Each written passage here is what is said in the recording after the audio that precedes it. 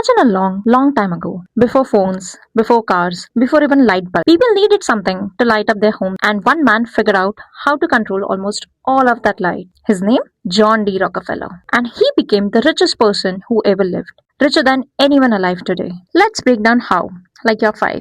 Picture a street with 10 lemonade stands. Each one sells lemonade a little differently.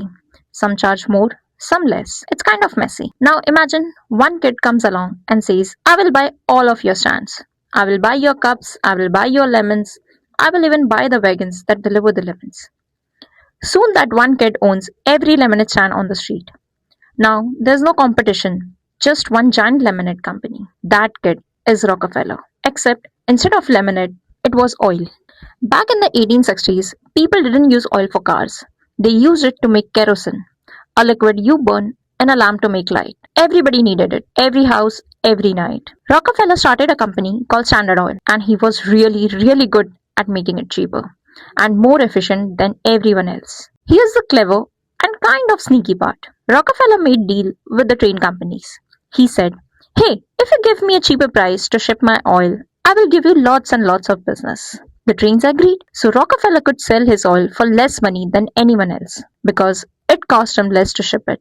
Other oil companies couldn't compete. Some sold their businesses to Rockefeller, others just disappeared. Eventually, Standard Oil controlled almost 90% of all the oil in America. That's like one kid owned 9 out of every lemonade stand in the whole country. Because Rockefeller controls so much oil, he became unbelievably wealthy. If you adjusted his fortune for today's money, some people think he would be worth over $300 billion.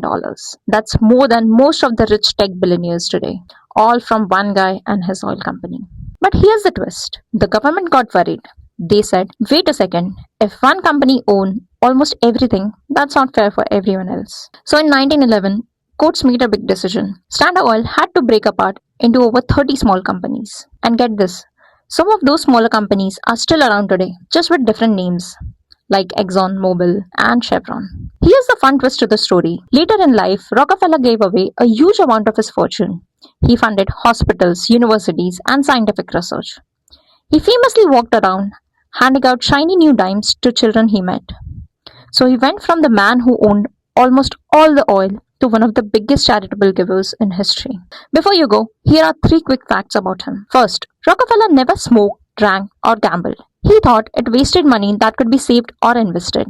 Second, he helped fund the creation of the University of Chicago, and it's still one of the top universities in the world today. Third, even though he was the richest man alive, he lived a pretty simple life.